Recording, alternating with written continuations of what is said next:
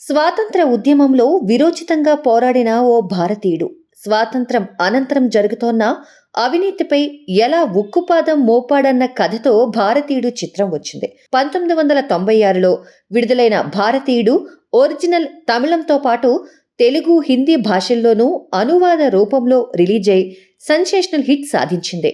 శంకర్ దర్శకత్వంతో ఎన్నో ప్రశంసలు పొందింది. కమల్ హాసన్ ద్విపాత్రాభినయంతో జాతీయ ఉత్తమ నటుడు అవార్డు అందుకున్నాడు. ఏఆర్ రెహమాన్ సంగీతానికి ఎంతో మంచి పేరొచ్చింది.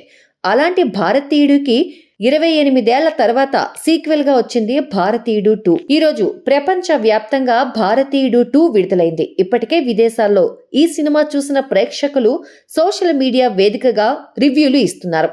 వాటి ప్రకారం భారతీయుడు 2కి మిక్స్డ్ రెస్పాన్స్ వస్తోందని చెప్పొచ్చు.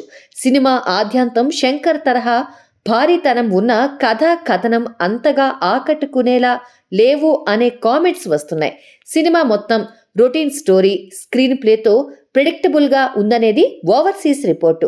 సందేశాత్మక కథలకు కమర్షియల్ హంగులు జోడించి అద్భుతంగా తెరకెక్కించడంలో మాస్టర్ శంకర్ అయితే, ఈ సినిమాలో కమర్షియల్ హంగులున్న కథలో దమ్ము లేదనేది ఎక్కువ మంది పెడుతున్న కామెంట్స్.